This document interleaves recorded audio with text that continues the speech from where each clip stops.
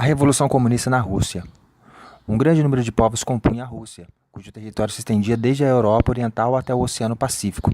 Era um país predominantemente rural, em que uma nobreza fundiária, os boiardos, explorava a massa camponesa, os muriks, sob uma forma de servidão. O czar Nicolau II, que assumiu o trono em 1894, agia da mesma forma que seus antecessores.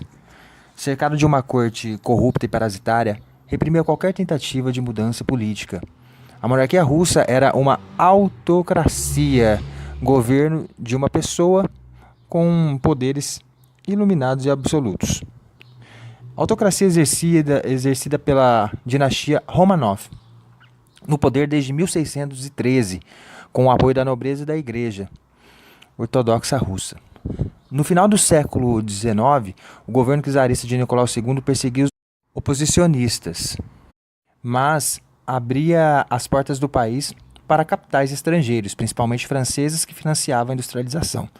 Apesar do domínio de estruturas agrárias, havia bolsões de modernidade nas principais cidades, como São Petersburgo, capital, e Moscou, onde viviam burguesia e operariado atuantes. Revoltas contra o czar eram violentamente reprimidas e, em uma delas, foi enforcado Alexandre Ilyich. Seu irmão, Vladimir, apelidado de Lenin, aderiu ao marxismo e decidiu organizar um partido revolucionário para tomar o poder. Atuou em São Petersburgo até ser preso e enviado para a Sibéria em 1897. Muito embora houvesse forte vigilância do serviço secreto governamental, as ideias socialistas dos alemães Karl Marx e Friedrich Engels eram difundidas secretamente entre estudantes intelectuais. No começo do século XX, não havia liberdade de participação política popular na Rússia. Os privilégios feudais, que estavam extintos na maior parte da Europa, continuavam em vigor. Discutiam-se ideias liberais e socialistas só em grupos fechados. Embora minoria, na Rússia havia importantes grupos intelectuais, particularmente literatos, preocupados com a realidade do país e seus problemas. Em 22 de janeiro de 1905, durante a Guerra Russo-Japonesa, 1904-1905, causado pela disputa do território coreano, os russos iniciaram a guerra esperando vencer facilmente os japoneses. A derrota piorou a situação interna e os russos se revoltaram contra o czar. Uma manifestação popular em São Petersburgo pedia pão e paz, convocação de Assembleia Constituinte e melhores condições de trabalho. Embora os manifestantes cantassem Deus salve o czar, as tropas governamentais atacaram, matando centenas de pessoas na praça de frente ao Palácio de Inverno. O episódio, Domingo Sangrento, resultou na ruptura entre população e governo czarista. Alguns historiadores chamam-no de ensaio geral da futura Revolução Comunista.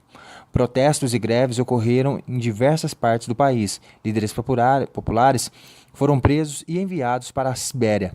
A oposição ao czar se manifestava inclusive nas forças armadas, na importante base naval de Odessa, cidade às margens do Mar Negro.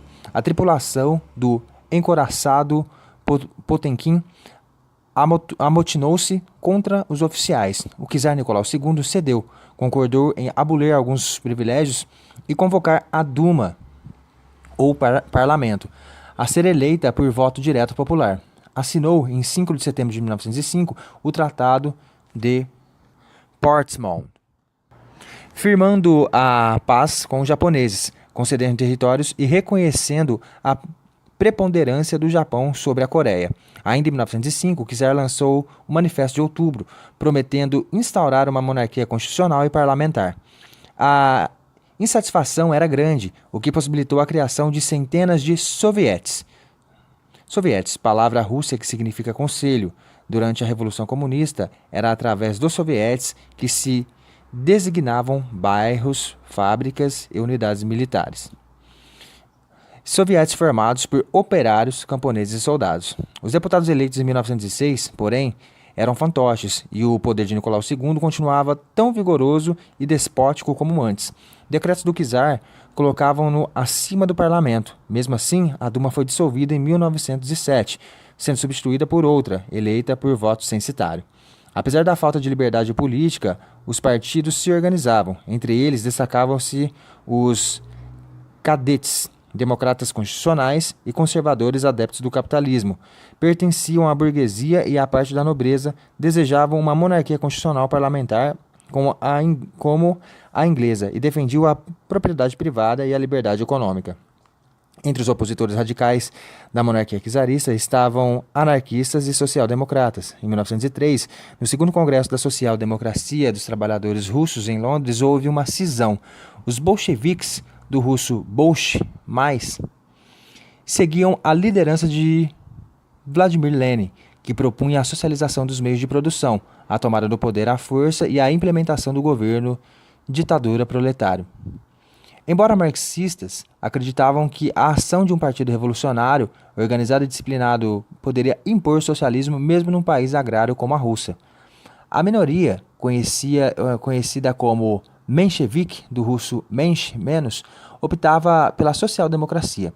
Essa facção era marxista ortodoxa e seus militantes acreditavam que o desenvolvimento natural do capitalismo traria as contradições sociais, quando então seria possível instalar o socialismo.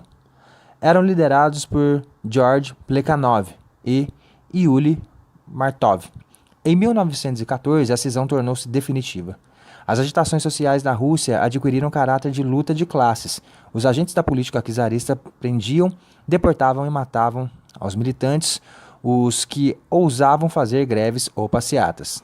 Os últimos dias da monarquia.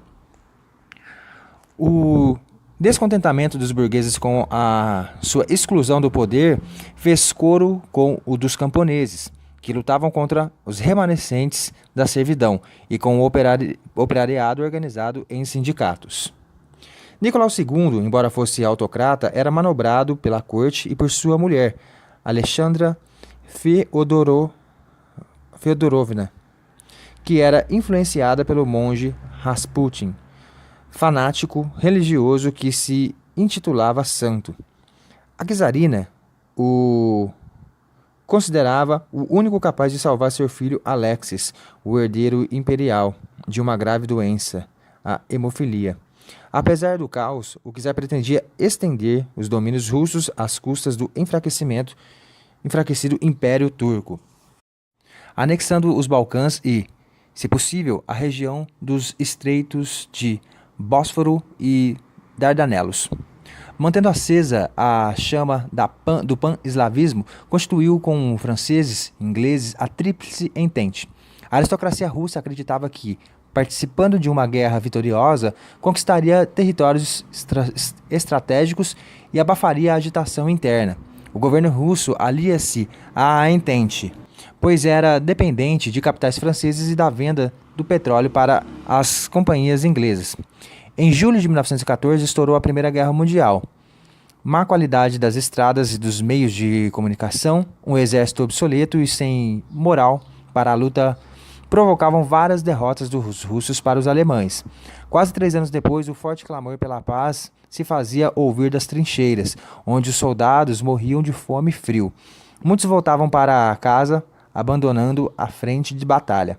Outros agitavam as cidades, exigindo paz, pão e reformas. Cresceu o descontentamento contra o czar, que reprimia qualquer manifestação. Os membros da dissolvida Duma uniram-se aos sovietes pela queda de Nicolau II. Lenin, exilado na Europa Ocidental, Leon Trotsky e os sovietes defendiam a implementação de um governo comunista. O político Miliukov, um regime liberal. Para a burguesia russa e governos das potências ocidentais, só um golpe contra a monarquia evitaria a Revolução Popular e manteria as forças militares em guerra contra os alemães. O movimento revolucionário oscilava entre socialismo e liberalismo. Em fevereiro, pelo calendário russo, os russos só adotaram o calendário gregoriano, que usamos ainda hoje, após a Revolução Bolchevista, em 1918. Até então, estava em vigor o calendário juliano, com uma diferença de 12 dias. Pelo calendário gregoriano, a queda do czar deu-se em março de 1917. Com a derrubada do czar Nicolau II, o governo foi entregue ao cadete Lvov e ao menchevique Alexander Kerensky, membro do Soviete de Petrogrado. Querendo salvar a monarquia, o czar abdicou ao trono em favor de seu irmão. O governo provisório não aceitou e implementou a república, cujos governantes decidiram instalar um governo liberal e prosseguir na guerra. Os aliados reconheceram um novo governo, enfrentando a oposição dos sovietes de Petrogrado, cujos membros, especialmente os socialistas, afirmaram ser a guerra uma disputa imperialista entre países capitalistas. Na época, Lenin voltou do exílio, auxiliado pelos alemães, a quem interessava ampliar os conflitos na Rússia e levar seu governo a retirar-se da guerra. Ele assumiu a liderança dos sovietes em abril de 1917. Uma multidão o aguardava esperando a substituição da ditadura da burguesia pela do proletariado, todo o poder aos sovietes. Os sovietes iniciaram uma campanha para pôr fim à participação na guerra. Rebeliões militares e de deserções multiplicaram-se e levantes tornaram-se frequentes nas cidades. Os sovietes estimulavam os soldados a abandonar a luta e voltar para casa, e Lenin pregava o programa Paz, Terra e Pão. O ministro Lovov foi derrubado. Seu substituto, Kerensky, assumiu com poderes ditatoriais, insistindo em manter os russos na guerra. Seu governo resistiu de julho a outubro de 1917. Ameaçando deflagrar uma guerra civil generalizada, Lenin recrutava adeptos dos sovietes, com os quais Trotsky organizou a Guarda Vermelha. O governo provisório se recusava a fazer a reforma agrária e a instauração geral chegava aos campos, com assaltos às propriedades e perseguições aos latifundiários. A burguesia, no poder, não controlava o Estado. Assim, problemas essenciais não eram solucionados, como o abastecimento, a participação na guerra e a distribuição de terras. Em 25 de outubro, ou 7 de novembro no calendário gregoriano, os bolcheviques deram um golpe de Estado e Kerensky fugiu. No Congresso dos Sovietes, Lenin foi escolhido chefe do Conselho do Comissariado do Povo. São Petersburgo foi tomada pelos revolucionários sem derramamento de sangue. Lenin procurou solidificar a conquista do poder pelos comunistas, impôs a paz imediata, combateu as agitações internas e confiscou as grandes propriedades em proveito dos comitês agrários regionais. Nomeou Trotsky ministro dos Negócios Estrangeiros e Stalin para ministro dos Negócios Internos. Conseguiu evitar as eleições até ter certeza de que os bolcheviques conquistariam a maioria dos votos. Toda a documentação secreta do governo czarista veio à tona, tratados sigilosos, compromissos escusos e interesses na guerra tornando-se públicos. Lenin tirou proveito dessas relações para obter a paz a todo custo, desmobilizando unilateralmente o exército e negociando com o governo da Alemanha. As ameaças à implementação do socialismo. Os alemães impuseram aos russos uma paz com grandes prejuízos. Pelo Tratado Brest-Litovsk, assinado em 1918, os russos pagavam uma grande indenização e abriram mão do território da Lituânia, Estônia, Letônia, parte da Polônia, Finlândia, possessões turcas. Com o fim da Primeira Guerra Mundial, ações contra-revolucionárias se avolumaram. Temendo a expansão do comunismo revolucionário que já ocorria na Alemanha e na Itália, governos de vários países capitalistas fizeram intervenções militares na Rússia. Até os derrotados alemães apoiaram o Exército Branco, monarquista, pressionado às fronteiras ocidentais. Tropas francesas tomavam Odessa e forças inglesas invadiam Baku. Os japoneses invadiram a Sibéria Oriental e norte-americanos ajudavam a ocupar Vladivostok. O Exército Branco, liderado por Kornilov, cercou os bolcheviques em Petrogrado e Moscou. Tropas e navios dos países intervencionistas passaram a vigiar pontos estratégicos russos e apoiavam os brancos com material de guerra.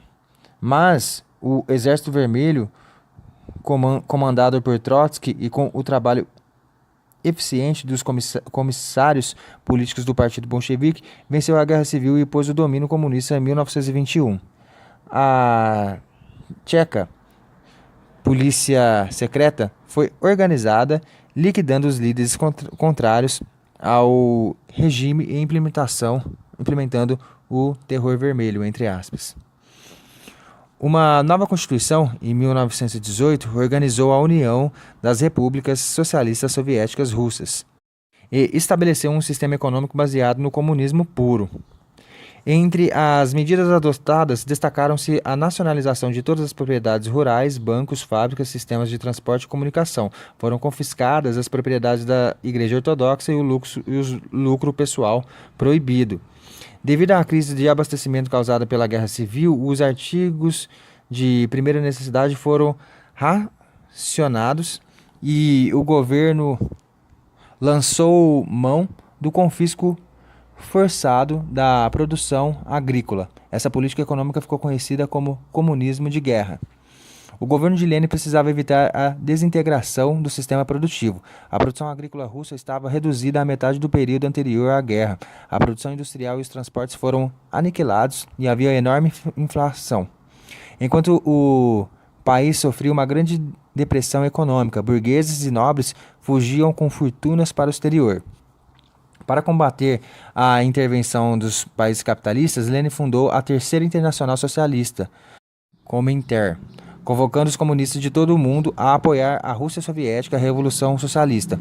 Moscou assumia a condição de centro do movimento comunista mundial. Como o caos econômico persistia, Lenin mudou a política econômica em 1921. Concluiu que a passagem do capitalismo para o comunismo deveria ser gradual e algumas práticas capitalistas toleradas. Leon Trotsky e os anarquistas foram contrários, ao passo que os governos dos países europeus capitalistas apoiaram e até ofereceram créditos, pois achavam que essa mudança provaria o fracasso do comunismo. O governo leninista, então, adotou a nova política econômica, NEP, justificada estrategicamente como sendo um passo para trás para dar dois à frente. As novas medidas combinavam princípios capitalistas e socialistas e consistiam em liberdade de comércio para pequenas produções agrícolas e do manufaturado, racionalização do trabalho nas grandes indústrias, pagamento pelas colheitas e introdução de sistemas bancários sob controle do Estado. Os resultados foram satisfatórios. A produção nos principais setores cresceu, o abastecimento voltou quase aos níveis anteriores à guerra e a moeda foi estabilizada. Com a morte de Lenin em 1924, a luta pelo poder colocou frente a frente Joseph Stalin, secretário do Partido Comunista da União Soviética, e Leon Trotsky, chefe do Exército Vermelho. Stalin acreditava que o socialismo deveria consolidar-se internamente na Rússia para depois expandir-se. Socialismo primeiro num só país. Para Trotsky deveria ser patrocinada uma revolução proletária mundial imediatamente, revolução permanente. Havia sérias divergências ideológicas e estratégicas entre os herdeiros políticos de Lenin. Venceu Stalin, que em 1929 exilou o rival na Sibéria, mas Trotsky conseguiu fugir, estabelecendo-se no México, onde foi assassinado por um agente da GPU, Administração Geral do Estado, a Polícia Política Soviética, em agosto de 1940. Stalin seguiu a política econômica de Lenin até 1927. Em 1928, instaurou o primeiro plano quinquenal, 1928-1933, elaborado pela Gosplan, órgão encarregado de planificação econômica, cujo objetivo era transformar o país numa moderna potência industrial. Reorganizou a produção industrial, privilegiando a indústria de base, indústria pesada, maquinaria e equipamentos, e o setor energético, hidroelétricas e petróleo. Estatizou o sistema financeiro e favoreceu a coletivização agrícola, criando os sovkhozes, fazendas estatais, e os kolkhozes, cooperativas agrícolas. Aos poucos, o Partido Comunista impôs sua autoridade sobre todo o Estado e a sociedade. Era a instalação do Estado autoritário, a ditadura do partido, e um de seus principais instrumentos era a GPU. A estabilidade interna permitiu rápida expansão industrial, diminuindo um pouco a sofrida vida da população. Em relação a 1928, a indústria de base crescera 7 vezes e a de bens de consumo 4. O sucesso possibilitou em 1933 a aplicação do segundo plano quinquenal. De outro lado, a onipotência do Partido Comunista anulou as liberdades democráticas, individuais e de imprensa. Havia perseguições políticas e mandava-se os opositores do regime para campos de trabalho forçado na Sibéria, como nos campos do czarismo. A União Soviética transformou-se economicamente numa potência, mas ao mesmo tempo foi criada uma nova classe dirigente, nomenclatura. Os grandes benefícios pelo novo regime.